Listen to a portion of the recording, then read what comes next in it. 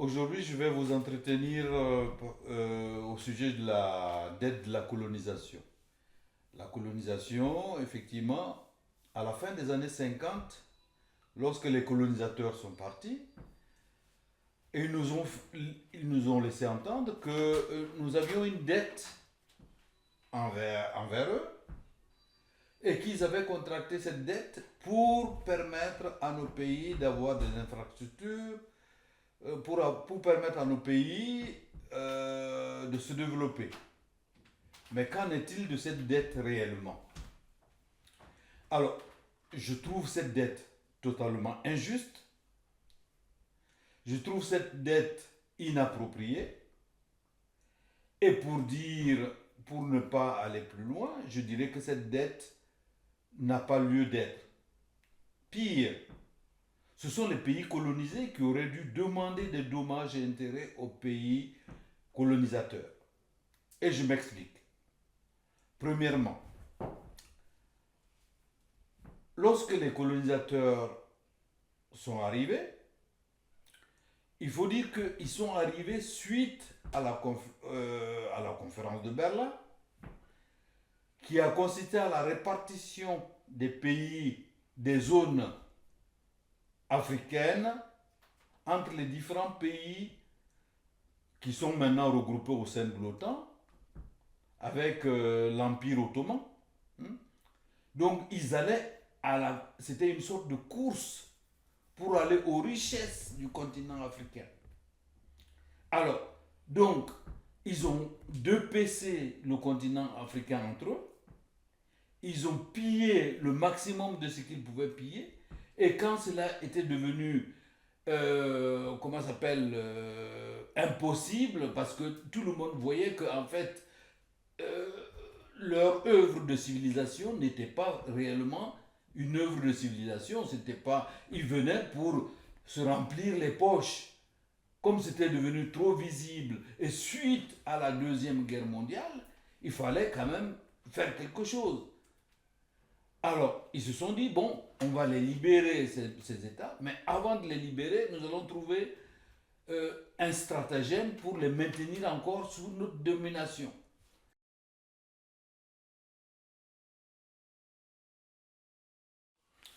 Oui, la dette de la colonisation, c'est d'abord une aberration. C'est en fait à la fin de la colonisation que les colonisateurs ont appris aux nouveaux dirigeants qu'ils avaient une dette envers le colonisateur. Donc, qu'est-ce que cela veut dire? Ça veut dire que les colonisateurs avaient emprunté auprès des organismes financiers de l'argent pour permettre aux sociétés coloniales de mettre en place des infrastructures comme les ports, comme les routes, les chemins de fer, et également pour certaines entreprises qui s'occupaient du commerce dans ces colonies-là. Donc, c'est l'objet de ces dettes, ce sont ces dettes qui vont devoir être remboursées par les nouveaux peuples indépendants. Alors, je trouve ça un peu aberrant. Je trouve, et comme l'avait dit en son temps Thomas Sankara dans l'hémicycle de l'Organisation de l'Unité africaine à Addis Abeba, il avait dit que c'est une dette, la dette est quelque chose d'injuste et qu'on ne devrait pas la payer. Et j'irai plus loin en donnant quelques exemples. On ne devrait pas du tout la payer. On aurait dû demander aux colonisateurs d'indemniser les nouveaux pays qui sont les nôtres pour nous avoir colonisés. Pour nous avoir colonisés parce que ils nous ont pillés pendant ces années-là. L'Afrique, c'était l'Eldorado. La preuve, ils se sont fait la guerre entre eux pour pouvoir avoir une portion de l'Afrique. En donnant un exemple concret, parce que le problème de la dette, pour construire ces ports, ces routes et ces infrastructures, en 1930 par exemple, la France avait débloqué une somme de 76 870 000 francs pour construire en Afrique de l'Ouest. Alors que le devis à l'époque devait être de 256 471 000 francs, soit le tiers débloqué par la France pour construire les ports, les routes, les chemins de fer, ainsi de suite, en Afrique de l'Ouest. Mais, et cette différence, il n'y a que le tiers qui a été débloqué, attribué aux différentes sociétés de construction, aux sociétés françaises, bien sûr, de construction. Quelle est la différence? C'est les travaux forcés. Chaque, chaque famille devait donner des bras valides pour travailler gratuitement dans ces sociétés. Et il y a eu beaucoup de morts. Ils ont préféré, et la plupart des 76 millions qui ont été débloqués, les sociétés chargées de mettre en place ces infrastructures les ont placées pour avoir encore plus d'argent. Ces sociétés ont utilisé très peu de matériel pour les ports, très peu de matériel pour les chemins de fer, et les ont remplacés par la main-d'œuvre.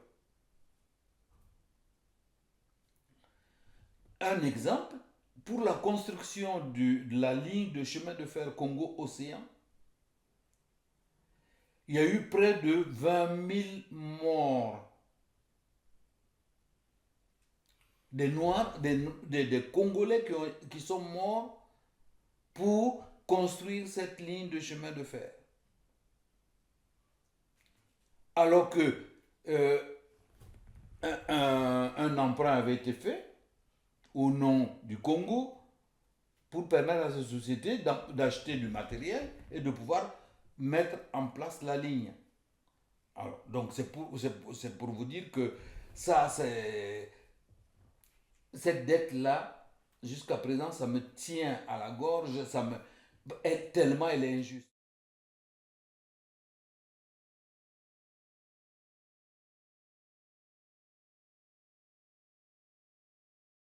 Oui, oui. En partant, comment ça s'appelle, signé des accords, du moins ils nous ont imposé des accords, soi-disant accords de coopération, mais en fait, ce sont des accords de subordination dont on ne pouvait pas se détacher et qui nous ont empêchés jusqu'à aujourd'hui de nous développer. Hein. Parce que, par exemple, entre la France et le Burkina Faso, ou entre la France et les 14 pays d'Afrique francophone, il y a eu des accords qui les empêchaient de s'adresser à d'autres pays pour leur approvisionnement avant de s'être adressés à la France. Ils, ils, ils n'avaient pas le droit, ils n'ont toujours pas le droit de s'adresser à un autre pays développé ou pas pour l'exploitation des gisements sans sans s'être tourné d'abord vers la France. Et c'est après refus de la France que nos pays pouvaient aller vers la Chine, l'Inde, et ainsi de suite, et encore avec d'autres conditions.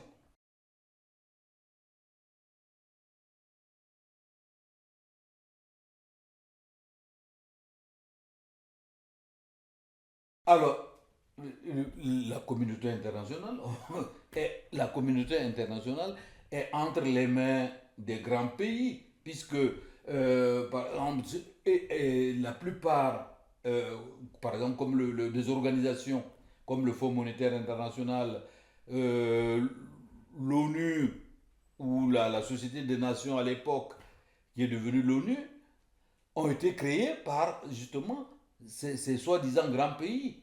Et ce sont des pays esclavagistes. Ce sont eux qui ont mis en place ces organisations. Donc ces organisations ne peuvent pas aller à l'encontre des décisions des chefs d'État de ces pays-là.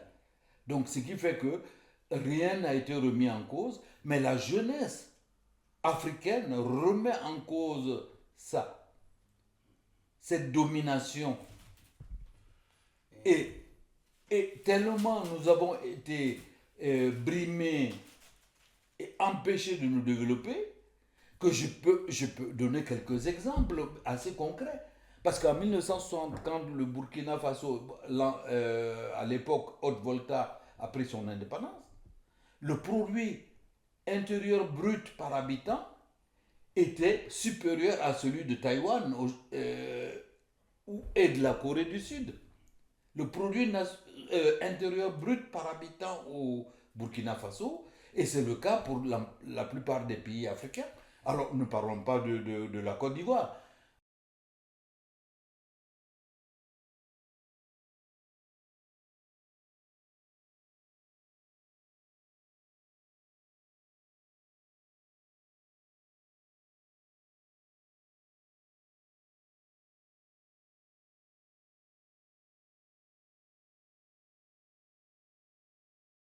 Oui, bien sûr, et fortement, avec une telle force, et surtout la France, avec les coups d'État qui sont organisés dans nos pays, pour nous empêcher de nous développer. Je me souviens d'un coup d'État qui a été fait, organisé au Niger, tout simplement parce que le président avait demandé que l'uranium, que la France paye un prix plus élevé pour l'uranium qui était exploité.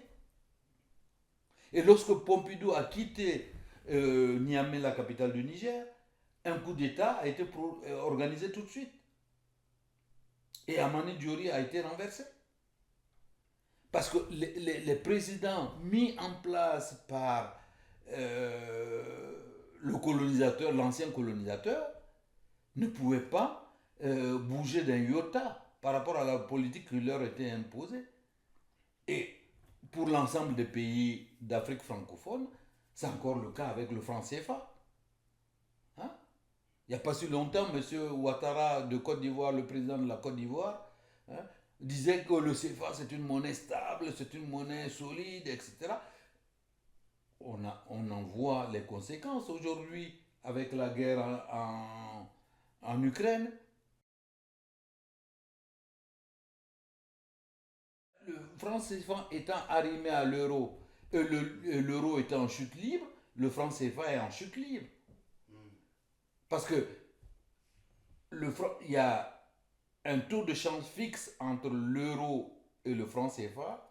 Un euro vaut 655,957 francs CFA et ça reste toujours le cas, quelle que soit la situation de l'euro. Et ça, c'est une aberration pour nos économies.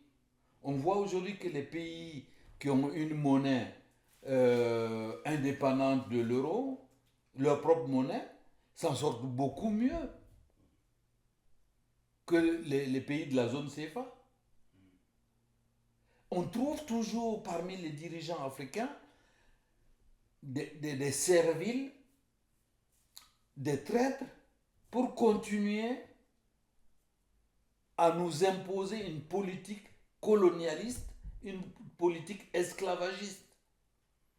Aujourd'hui, c'est le cas de M. Ouattara en Côte d'Ivoire, c'est le cas de M. Talon au Bénin et de tant d'autres. Tout le monde voit, la jeunesse voit qu'on n'a plus envie d'être sous la tutelle de qui que ce soit. Et la preuve, j'irai encore plus loin, les coups d'État qui surviennent maintenant montrent que la jeunesse n'est pas d'accord avec la façon de gérer nos pays, la façon de gérer nos richesses, la façon de gérer nos États. Et effectivement, euh, on est révolté face à cela. Et moi qui ai passé toute ma vie ici en Europe, j'ai enseigné, j'ai étudié, j'ai enseigné, et maintenant je suis retraité, je vois le chemin parcouru par la jeunesse. Nous nous étions battus en tant qu'étudiants, en plus, en tant que fonctionnaire ici. Je me suis battu, j'ai toujours eu la même vision de la politique vis-à-vis de l'Afrique. J'ai toujours dénoncé tout ce qui était une aberration par rapport à la situation que vit l'Afrique aujourd'hui.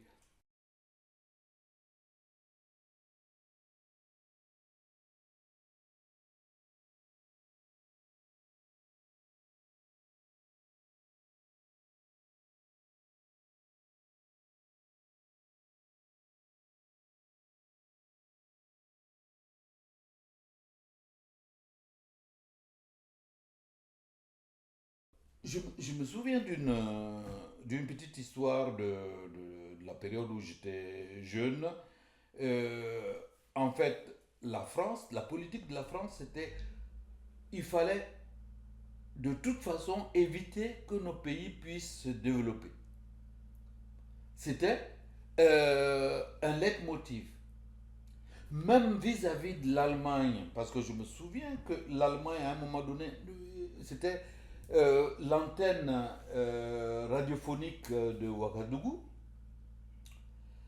Lorsqu'on quittait la capitale, 100 km autour de la capitale, on n'entendait plus la radio nationale. Alors, les Allemands avaient proposé de nous donner une antenne qui couvrirait l'ensemble du pays et au-delà. Mais les Français ont bloqué.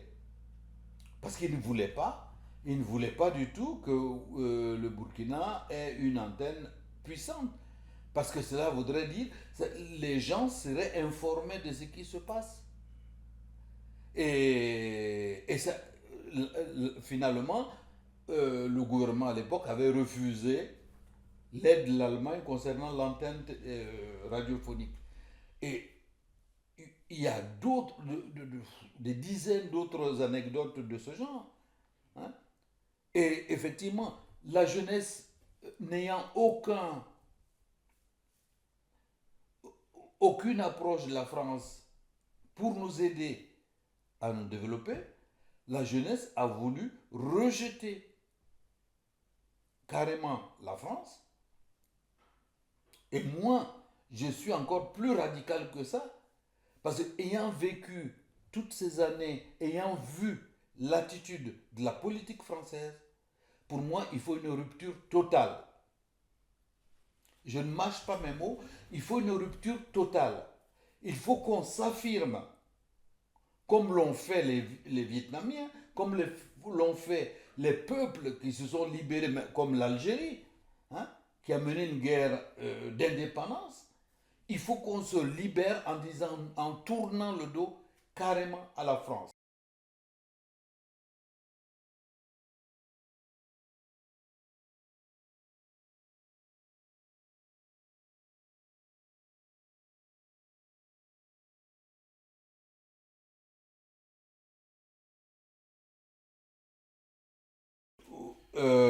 Effectivement, en Afrique francophone, bah, c'est déjà lié à l'importance des richesses du sous-sol et aussi par rapport à la mainmise de la France dans nos pays, parce qu'il y avait toujours dans chacun des pays des hommes de la France, que ce soit Houphouët-Boigny en Côte d'Ivoire ou Senghor, qui est un grammairien, on le disait un intellectuel au Sénégal, il y avait toujours un homme lige de la France dans nos pays, dans ces pays-là. Et chaque fois qu'il y avait des opposants, on les éliminait physiquement.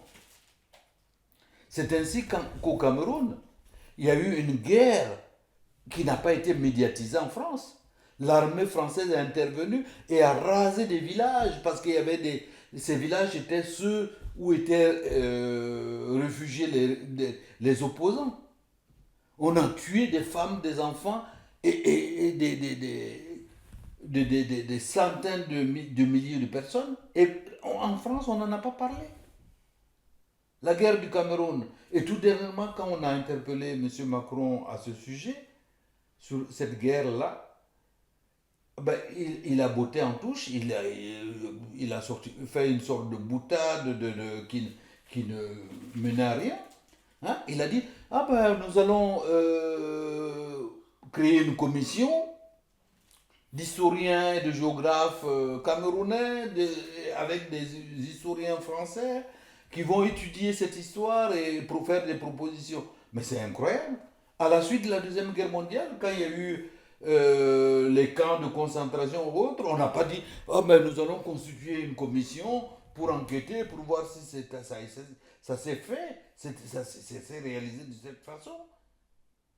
Donc la France fuit devant ces atrocités, toutes les atrocités commises. Et je parle du Cameroun. Il y a eu en Côte d'Ivoire, en 1946, dans un village où le chef de village n'avait pas pu payer les impôts. L'armée a intervenu, a brûlé le village, ils ont tué des femmes enceintes et les documents sont là. Il y a une vidéo qui est encore disponible sur Internet, Afrique 50, hein, de René Vautier, ce jeune homme qui à l'époque était un jeune homme qui avait été accusé de communisme, et cette vidéo a été interdite en France pendant près de 50 ans, pour qu'on ne puisse pas voir les crimes de la colonisation française. Alors vous parlez des droits de l'homme? De quel homme s'agit-il? De l'homme blanc ou de l'homme en général, avec une tête, deux jambes, un cœur? Non. Les dirigeants français ont caché au peuple français toutes les atrocités commises en leur nom, jusqu'aujourd'hui. Parce que les accords de coopération sont les détails. Les 11 accords de coopération sont les détails. Aucun peuple au monde n'accepterait de signer de tels accords. Ce sont ces accords qui nous ont été imposés jusqu'à présent et qui nous empêchent de nous développer. Donc il est hors de question qu'on ferme les yeux. Et je dis toujours à mes collègues, nous sommes allés à la même école. Nous avons appris les mêmes choses. Pourquoi vous voulez venir me dire ce que nous devons faire pour nous? S'il y a quelque chose à faire pour nous, nous sommes au premier rang pour le dire et pour le faire. Donc si vous voulez nous aider, vous nous demandez d'abord ce dont on a besoin. Et si vous nous apportez votre aide, nous allons le repartir en fonction des besoins dans nos populations. Voilà. Et effectivement, ça résume un peu la situation dans nos pays, dans les pays africains. Et ça montre que lorsque vous avez une sorte d'indépendance comme ça octroyée, comme la France l'a fait avec nos pays, mais elle n'a pas pu le faire avec le Vietnam et le Cambodge et les pays d'Asie du Sud-Est, parce qu'il n'y avait pas une élite qui était prête à se laisser corrompre. Et la plupart des Vietnamiens et autres ont dit, comment ça s'appelle, le général Giap, et ils ont fait leur Ho Chi Minh en Chine, ils ont fait leurs études ici. Donc ils connaissaient la nature du capitalisme français.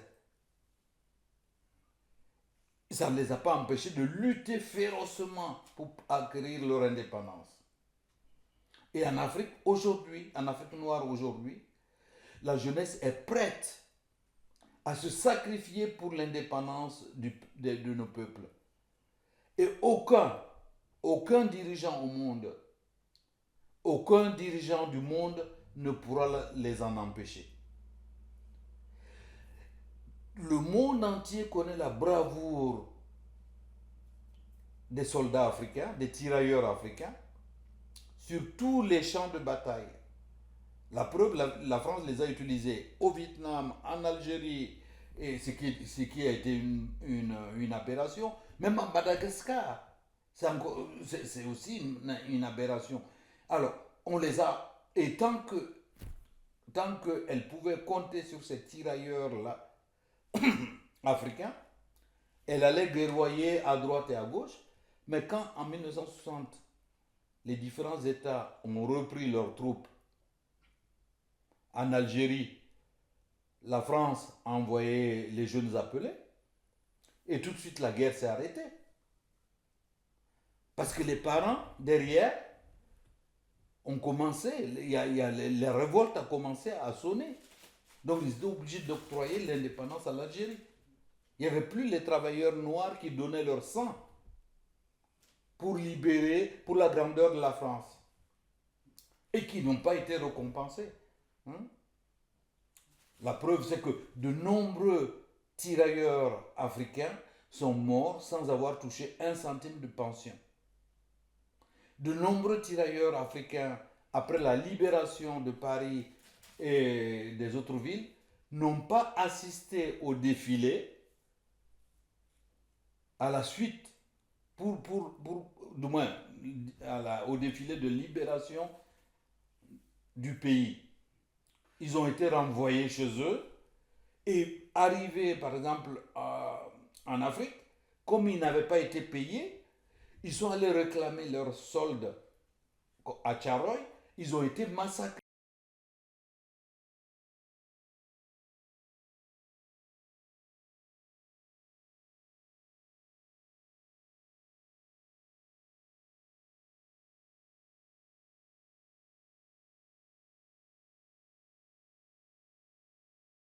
Oui, mais le racisme a été maintenu avec force et aussi soutenu par les États-Unis. Parce que les États-Unis, l'armée des États-Unis était bicolore. Il y avait des noirs et il y avait des blancs. Même s'ils ne se mélangeaient pas une fois que c'était en temps de repos, mais sur les champs de bataille, ils étaient mélangés. Hein. Et les États-Unis ont demandé à la France de ne pas mettre les noirs en avant à la fin de la Deuxième Guerre mondiale, parce que le racisme sévit encore aujourd'hui aux États-Unis. On voit des Noirs se faire tirer dans le dos aux États-Unis, aujourd'hui encore. Et ce pays se permet de se présenter comme le chantre de l'indépendance, le chantre des droits de l'homme, le chantre de la liberté. Mais c'est le pays le plus belliqueux au monde. C'est une forme c'est une mafia, c'est une dictature. Et on voit cette dictature, on a vu cette dictature à travers la guerre contre l'Irak. Lorsque Colin Powell, le général ministre des Affaires étrangères des États-Unis, a montré une fiole à la télévision visionnée dans le monde entier, comme contenant de l'anthrax qui pouvait détruire toute la ville de New York. On a vu on a vu la suite. Près de 2 millions de morts rien que suite à ça. Un pays dévasté qui ne s'en est pas encore remis. Est-ce que, est-ce qu'il y a eu un mea culpa de la part des États-Unis pour avoir détruit, déstructuré un État, pour avoir pillé les musées de Bagdad, pour avoir pillé les richesses et pour voler le pétrole de ce pays? Mais il y a, il y a une aberration. Un chat est un chat. On ne va pas me dire que le chien que je vois passer est un chat. C'est quand même drôle, hein, que le loup veuille se faire passer pour un agneau. Et tout le monde le sait. La vie des Noirs aux États-Unis n'est pas facile. On vous montrera toujours un Noir qui a réussi, qui est un grand basketteur, qui, après le basket, a monté une grosse entreprise, gagne beaucoup, beaucoup d'argent. Mais à côté de cela, combien de millions de Noirs croupissent dans les ghettos, hein, sont obligés d'avoir deux ou trois boulots pour survivre. Et lorsque par hasard, ils ne chapardent pas pour se nourrir parce qu'ils ont faim, ils font autre chose, on leur tire dans le dos parce qu'ils sont menaçants. Ils sont menaçants, mais forcément, ils sont noirs. Hein. Voilà. Mais c'est des situations qui sont aberrantes. Et quand on voit que les dirigeants français courent derrière les États-Unis, hein, et se trahissent entre eux pour pouvoir défendre les États-Unis, on sait que ça ne va pas dans le bon sens. Hein. Et nous, maintenant, en Afrique, on ne veut ni Pierre ni Paul pour nous diriger. Nous voulons nous diriger nous-mêmes. Nous n'avons pas envie de changer la France, de rejeter la France. Et c'est vrai, c'est un rejet qui vient du plus profond de nos êtres. On ne veut pas remplacer la France par la Chine ou la Russie.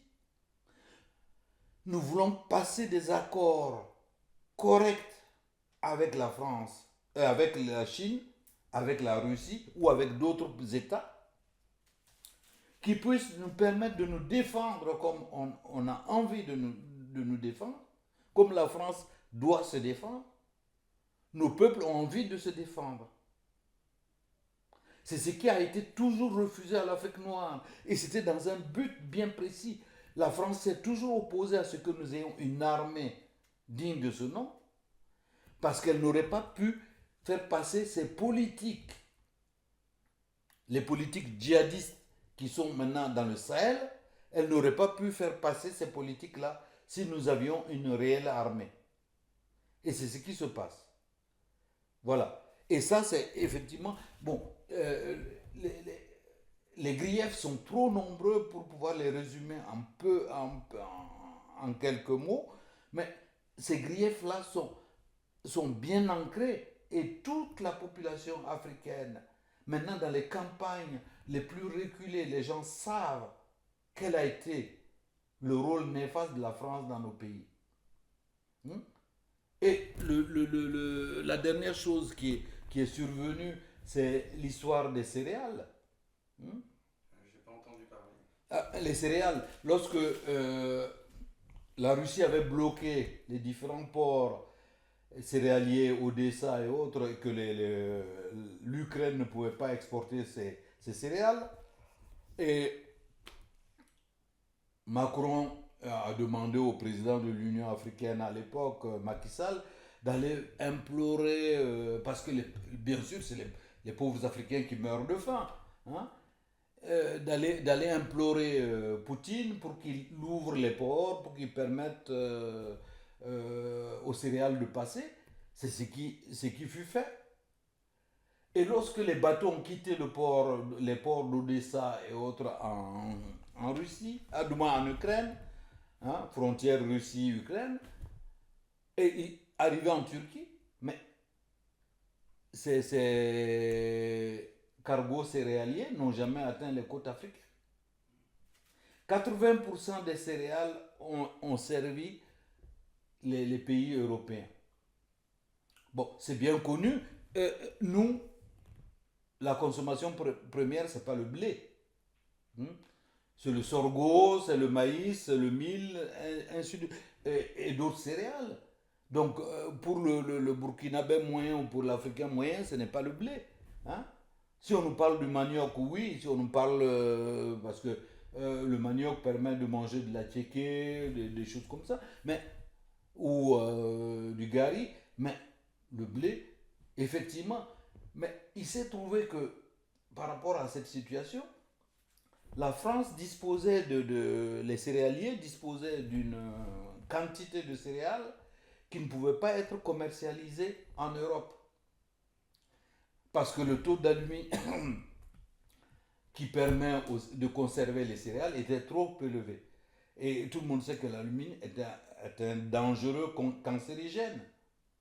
Donc, nous ne pouvons pas vendre ça sur le marché africain, sur le marché européen.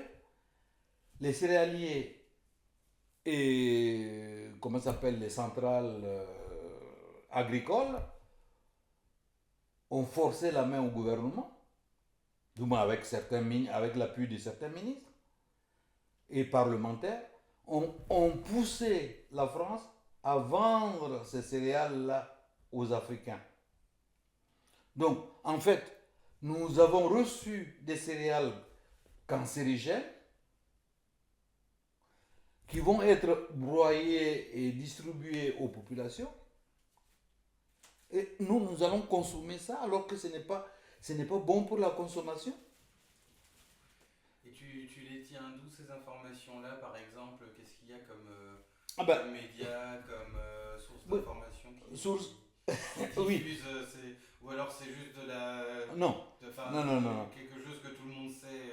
Non, non, non, je l'ai publié sur Facebook à un moment donné parce que par rapport aux céréales, c'est un article du Canard enchaîné à fond de cale.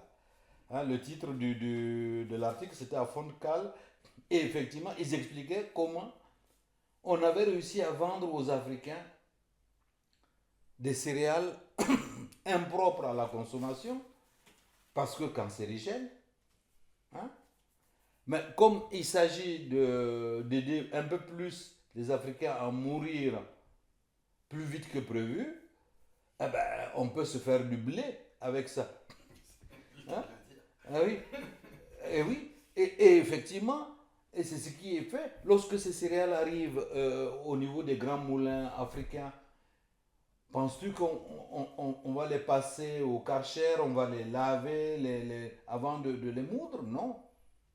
Ces céréales seront tout de suite, avec leur poudre d'alumine, vont tout de suite passer dans les broyeurs et vont être distribués à la population. Donc il y a un certain nombre de médias, et ce sont pas les médias, parce qu'en France, il faut savoir que les médias sont tenus dans d'une main de fer par les grands magnats, hein, comme Bouygues, Bolloré, Rothschild et Bernard Arnault. Hein, et dans ces médias-là, tu ne vois pas ce genre des articles, hein, de ce type. Donc pour avoir des articles, de bons articles, il faut, il faut lire Mediapart, il faut lire Le Canard enchaîné. Hein. Il y en a très peu maintenant qui continuent à donner de la bonne information, de l'information euh, indépendante et vraie. Et je pense que effectivement, mais c'est vrai, il faut avoir la chance de les lire. Le Canard enchaîné n'est pas très cher, Mediapart n'est pas très cher, mais il faut voir effectivement que, j'en rigole, mais ce ne sont pas des journaux qui font de la pub pour que les gens les achètent. C'est encore beaucoup moins cher que les quotidiens qui racontent un peu n'importe quoi, hein, sur les chiens écrasés, voilà, les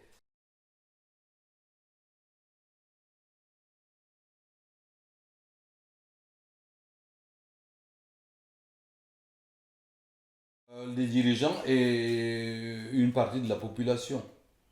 Parce que cette population, la lutte contre le racisme anti-noir, cette lutte-là n'a jamais été réellement menée.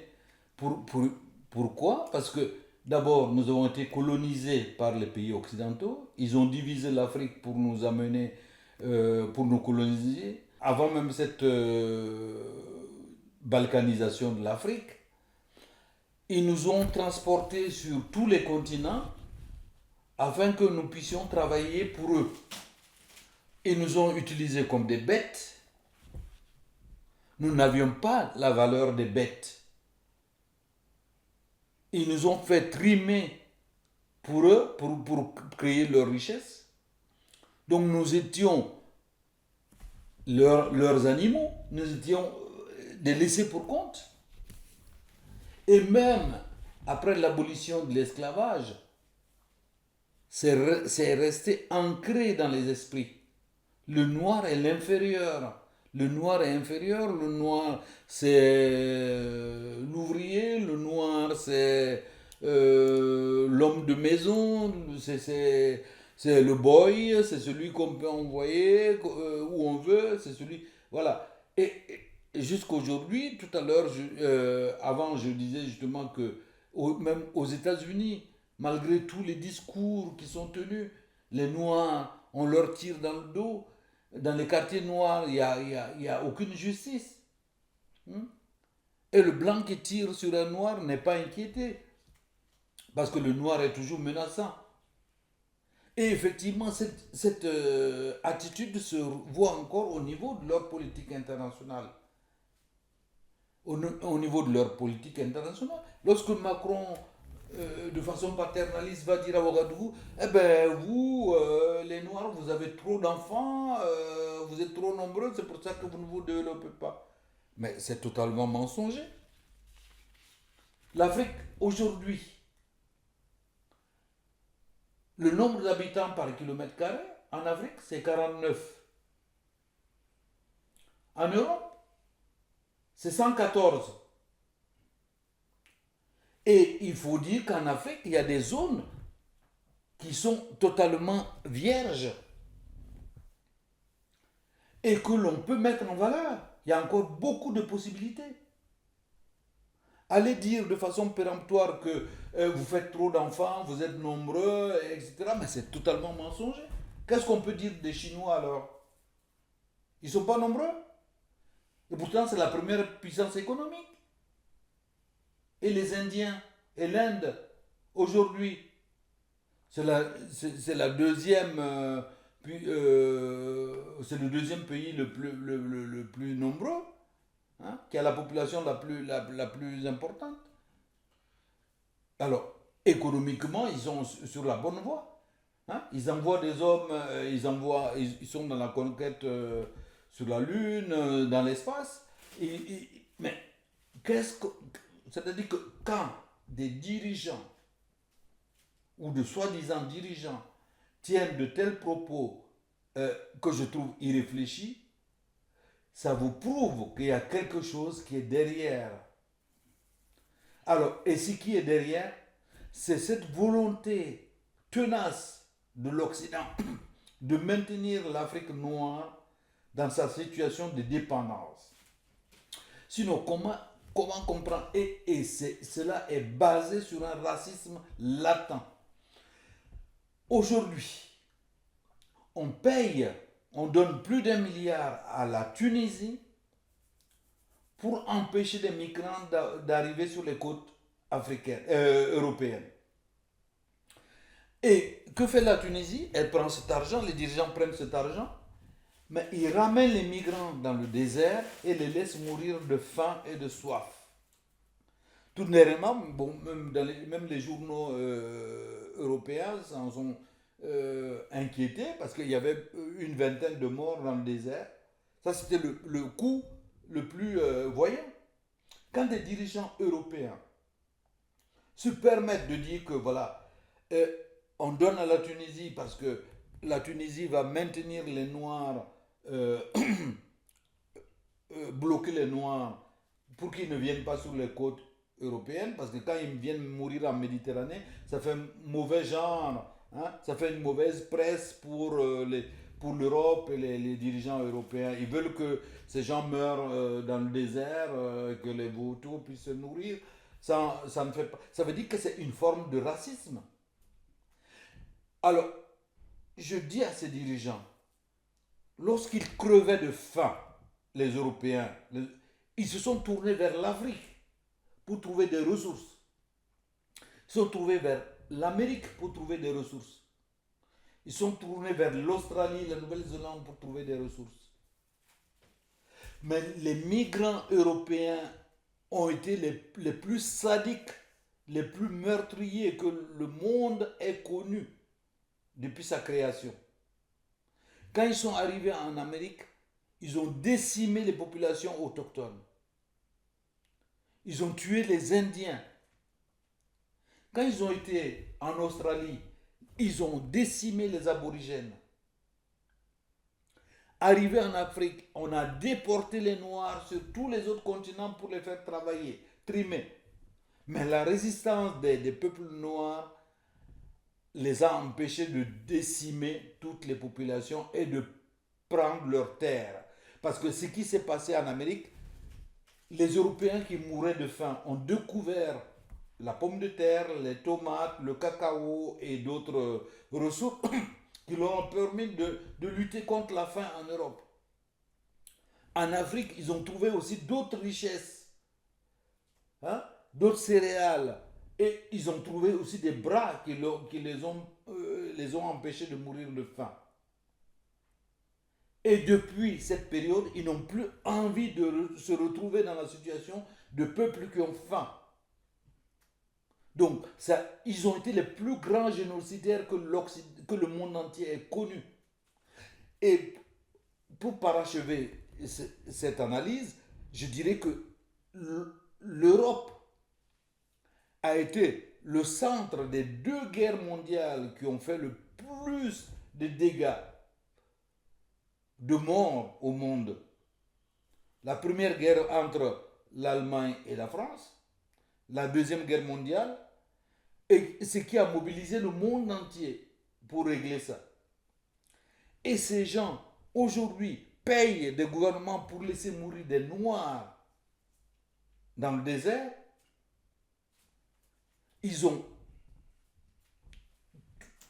Ils peuvent dire tout ce qu'ils veulent au sujet des termes faussement employés comme démocratie, droits de l'homme, ça ne passe pas. Ça ne passe pas, ça ne cadre pas avec leur attitude sur le plan international. On ne peut pas vouloir que des peuples se développent, qu'ils soient indépendants, en les empêchant de se développer, en leur laissant des dettes qu'eux, ils ont contractées. Hein? Parce que à l'indépendance, vous arrivez comme un nouveau dirigeant, on vous dit, ah, vous avez des dettes, vous avez des dettes. C'est comme si,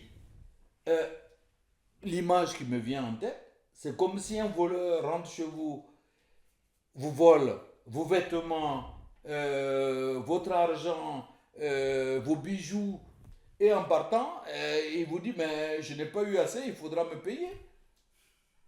C'est quand même... C'est pire que des gangsters. Et d'ailleurs, bon, les films western, quand on voit les westerns, effectivement, les Européens, les Occidentaux, parce que tout est parti d'Europe, parce que ce sont les Européens qui sont allés créer des guerres partout, et ce sont les Occidentaux qui créent des guerres sur le plan international. Alors, donc, ces gens, ils n'ont pas envie que l'Afrique noire se développe, parce que l'Afrique noire, c'est source de richesse, parce que les gisements les plus importants au monde, les bras les plus jeunes et dynamiques. Donc, il faut empêcher à tout prix que ce continent se développe, parce que qui dit jeunesse dit intelligence, dit effectivement capacité physique énorme. Et ça fait peur à l'Europe. Parce qu'ils se disent, mais nos anciens esclaves, on ne les aura plus. Hein, sous la main, ils ne pourront plus dire, oui monsieur, vous avez raison monsieur, nous sommes les noirs, les cons, non, vous avez raison. Mais c'est fini. Maintenant, on ne veut plus de ces gens-là. On n'en veut plus en Afrique. On les a assez vus. Ils nous ont longtemps aidés à nous développer et aujourd'hui on leur dit merci. Vous pouvez partir. On n'avait pas besoin de vous. Vous êtes venus pour nous aider à nous développer. Nous voyons bien que vous êtes venus nous aider. Vous avez peut-être bon cœur, mais on ne veut plus. C'est fini. Alors aujourd'hui, on vous dit merci. Rentrez chez vous. Et voilà, c'est ça. C'est parce que quand même, oser payer des gouvernements pour arrêter les migrants subsahariens, ça veut dire qu'en dessous du Sahara, ça veut dire les Noirs. Hein?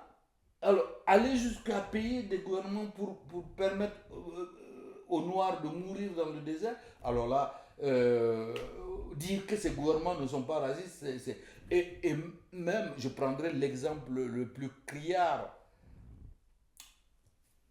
Quand on a tué Kadhafi, il n'y avait pas de gouvernement en Libye. Sarkozy lui-même a dit qu'il n'y avait pas de gouvernement en Libye et que c'était des bandes armées.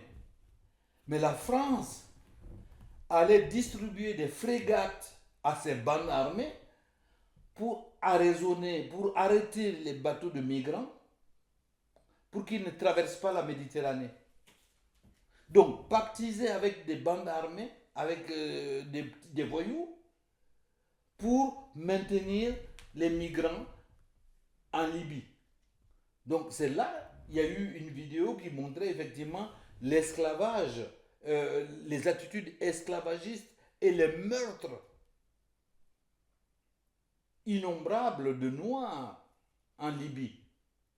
Eh ben, et les dirigeants occidentaux ont fait l'air ému, hein, comme si ça ne venait pas d'eux. Mais ça, ces dirigeants sont fondamentalement racistes parce que ce sont des notions qui descendent depuis la période de l'esclavage, hein, avec les écrits sur le code noir, comment on devait considérer le noir, ce qu'il valait le noir. Et cette idée est toujours ancrée en eux. Et lorsqu'ils utilisent un noir, ils prennent un noir dans un gouvernement, c'est uniquement pour faire valoir. On a vu les postes qui ont été octroyés à des noirs dans les différents gouvernements en français. C'était des postes de faire valoir. Ce n'était pas vraiment de vrais postes. Alors qu'après la Deuxième Guerre mondiale, il y avait des noirs dans le gouvernement français, à des postes de responsabilité. Voilà, c'est pour ça que je dis effectivement le racisme, il est patent, il est criard, et je profite justement pour relever certaines informations. Il y a eu, il y a quelques années de cela, l'extrême droite en Italie, qui a évoqué, parce que les migrants échouent sur les côtes italiennes, donc les Italiens sont en première ligne pour recevoir les bateaux qui s'échouent et aussi pour héberger les migrants rescapés, ceux que les requins n'ont pas pu manger. Alors, alors et le dirigeant de l'extrême droite, qui n'était pas un idiot, a dit effectivement que la plupart des migrants qui quittaient l'Afrique subsaharienne venaient de pays francophones. Et ils ont accusé la France, qui, à travers sa monnaie de singe, le franc CFA, exploite ces différents gouvernements. J'ai parlé tout à l'heure des accords de coopération qui ne sont que des accords de suggestion. On nous pille à travers la monnaie.